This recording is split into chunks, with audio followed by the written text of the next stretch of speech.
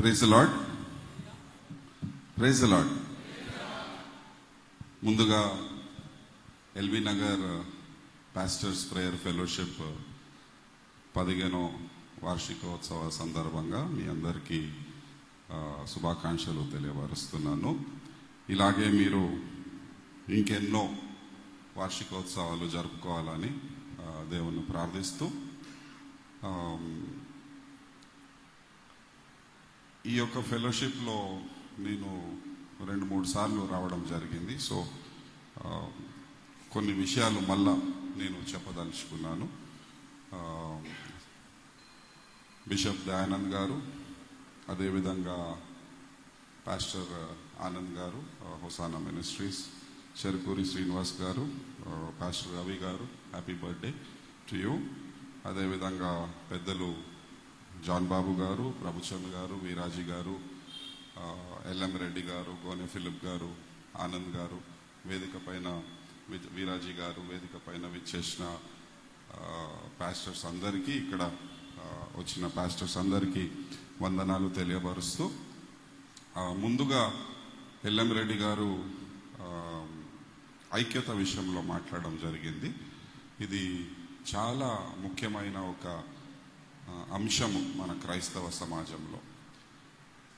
ఐక్యత ఉంది, కానీ అవసరానికి ఉన్నంత ఐక్యత ఖచ్చితంగా లేదని మా ఒక మనవి. మనం ఐక్యమత్యంగా ఒక తాటిపైన లేకపోతే మన సమాజాన్ని గుర్తించే పరిస్థితి లేదు. సో దయచేసి మనమందరము ఐక్యమత్యంగా ఉండి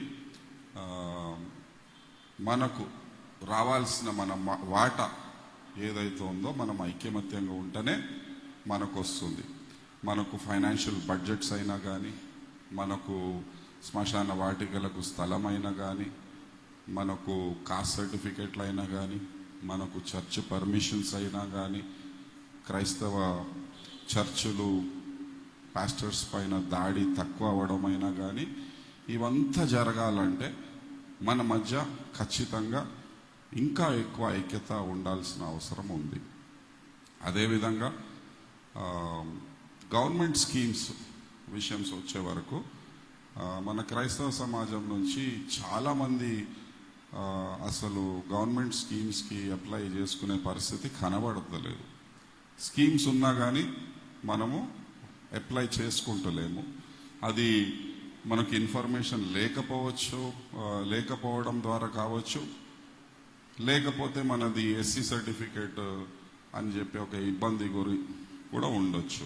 ఏదైనా కానీ ఖచ్చితంగా మనము గవర్నమెంట్ స్కీమ్స్ అప్లై చేసుకోవాల్సిన అవసరం ఉంది.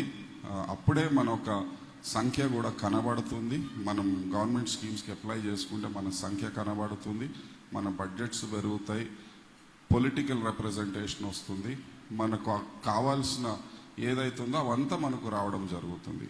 సో ఐక్యత ఒకటి, అదేవిధంగా ప్రభుత్వ పరంగా సంక్షేమ కార్యక్రమాలు ఏదైతే ఉందో దాన్ని కూడా మనం అప్లై చేయవలసిన అవసరం ఉంది. నా ఒక విజ్ఞప్తి పాస్టర్స్ అందరికీ, నా ఒక విజ్ఞప్తి ఏంటంటే, దయచేసి మీరు సండే సర్వీసెస్లో ఈ యొక్క ప్రభుత్వ సంక్షేమ కార్యక్రమాలు మీరు చర్చిలో ఖచ్చితంగా అనౌన్స్ చేయాలా. ఆ పని ఇప్పుడు జరుగుతలేదు. కొంతమంది చేస్తున్నారు కానీ 95% పాస్టర్స్ అయినా కానీ, చర్చెస్కి సంబంధించిన వారైనా కానీ సండే సర్వీసెస్లో ప్రభుత్వానికి సంబంధించిన సంక్షేమ కార్యక్రమాలైనా కానీ, కార్పొరేషన్కి సంబంధించిన సంక్షేమ కార్యక్రమాలైనా కానీ మనం అనౌన్స్ ఖచ్చితంగా చేసుకోవాలి. చాలామంది పేద క్రైస్తవ సంఘస్థులు ఉంటారు, వాళ్ళకి ఇది ఒక వరం లెక్క మారుతుంది.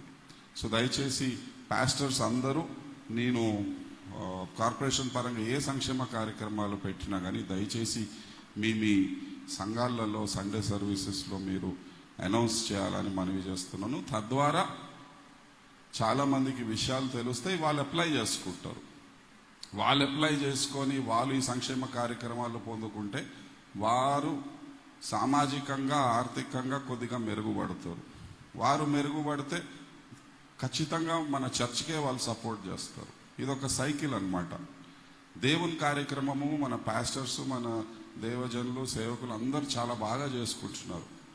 దాంతోపాటు మన సంఘస్థుల ఆర్థిక సామాజిక పరిస్థితులు మార్చే ఒక రెస్పాన్సిబిలిటీ కూడా మనది ఉందని నేను తెలియపరుస్తాను. ప్రభుత్వం ఇస్తుంది, సో దాన్ని మనము మన సంఘస్థులకు కూడా చేరవేయాలని మనవి చేస్తున్నాను.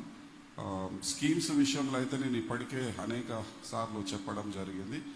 ఇక్కడ ఉన్న ఎంతమంది కుట్టు మెషిన్లకు అప్లై చేసుకుని చేయలేపగలరా? రైట్. ఇక్కడ ఉన్న ఎంతమంది రాజీవ్ యువ వికాసం లోన్స్ కొరకు అప్లై చేసుకున్నారు, చేయలేపగలరా? రైట్. ఇక్కడ ఉన్న ఎంతమంది సీఎం ఓవర్సీస్ స్కాలర్షిప్ కొరకు అప్లై చేసుకున్నారు, చేయలేపగలరా? ఇక్కడ ఉన్న ఎంతమంది తెలంగాణ మైనారిటీ రెసిడెన్షియల్ స్కూల్స్లో పిల్లలని అడ్మిషన్స్ ఇప్పించారో వాళ్ళు చేయలేపగలరా? రైట్. ఒకటో రెండో చేయలే కనబడుతున్నాయి. ఇది మన సమాజం పరిస్థితి, క్రైస్తవ సమాజం పరిస్థితి. స్కీమ్స్ ఉన్నా కానీ మనం అప్లై చేసుకునే పరిస్థితి లేదు. రైట్. సో ఈ యొక్క వైఫల్యానికి కారణం ఇక్కడ స్టేజ్ పైన కూర్చున్న వాళ్ళందరూ. రైట్. అది నేను చాలా ఓపెన్గా చెప్తున్నాను, ఎందుకంటే నేను గత సంవత్సరంన్నర నుంచి చెప్తున్నాను. ఎప్పుడైతే చైర్మన్గా నేను బాధ్యతలు తీసుకున్నానో అప్పటి నుంచి చెప్తున్నాను, దయచేసి మీ పాస్టర్స్ ఫెలోషిప్లో ఇన్ఫర్మేషన్ వచ్చినప్పుడు దయచేసి పాస్టర్లకు తెలియపరచండి, పాస్టర్లు సంఘాలలో తెలియపరుస్తారు. రైట్. సో మనకు సంవత్సరంన్నరనే పోయింది, ఇంకా ఈ ప్రభుత్వంలో 3.5 సంవత్సరాలు ఉంది. అనేక స్కీమ్స్ వస్తాయి. సో దయచేసి పాస్టర్స్ ఫెలోషిప్, రైట్, మనం ఇంత చేయకపోతే మనం ఫెలోషిప్ పెట్టుకొని వేస్ట్. రైట్. సో దయచేసి దీనిపైన ఫోకస్ చేయాలని మనవి చేస్తున్నాను. అదేవిధంగా బీసీసీ సర్టిఫికేట్ విషయంలో కొద్దిగా కన్ఫ్యూషన్ ఉంది. సో ఆ విషయం కూడా నేను చెప్తాను. క్రైస్తవ సమాజంలో ఓసీ, ఎస్టీ, బీసీ కేటగిరీకి సంబంధించిన ఏదైతే కులాలు ఉన్నాయో వారు ఏ సంక్షేమ పథకం కార్పొరేషన్ నుంచి వచ్చినా కానీ బ్యాప్టిజం సర్టిఫికేట్ పెట్టుకుంటే సరిపోతుంది. బీసీ, ఎస్టీ, ఓసీ కులాలకి సంబంధించిన వాళ్ళు బ్యాప్టిజం సర్టిఫికేట్ పెట్టుకుంటే సరిపోతుంది. ఎవరైతే ఎస్సీ నుంచి క్రైస్తవ మతానికి కన్వర్ట్ చేసుకున్నారో వారు బీసీసీ సర్టిఫికేట్ 2 చోట్ల మాత్రమే అవసరం.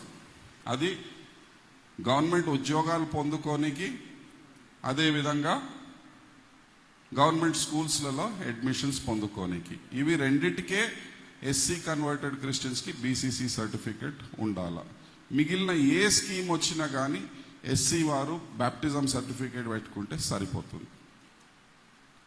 మరొకసారి చెప్తున్నాను, ఎవరైతే ఎస్సీ క్రిస్టియన్స్ ఉన్నారో గవర్నమెంట్ ఉద్యోగాలు పొందుకోవాలన్నా కానీ గవర్నమెంట్ ఇన్స్టిట్యూషన్స్లో అడ్మిషన్స్ రావాలన్నా కానీ ఈ 2 చోట్ల మాత్రమే బీసీసీ అడుగుతారు. మిగిలిన కార్పొరేషన్కి సంబంధించిన ఏ సంక్షేమ కార్యక్రమాలు ఉన్నా కానీ ఎస్సీ క్రిస్టియన్స్ ఎవరైతే ఉన్నారో వాళ్ళు ఓన్లీ బ్యాప్టిజం సర్టిఫికేట్ పెట్టుకుంటే సరిపోతుంది. సో దయచేసి ఈ యొక్క 2 ప్రభుత్వ ఉద్యోగాలు అదేవిధంగా గవర్నమెంట్ స్కూల్లో అడ్మిషన్స్ విషయంలో మాత్రమే ఎస్సీ క్రిస్టియన్స్ బీసీసీ సర్టిఫికేట్ పెట్టుకోవాలా.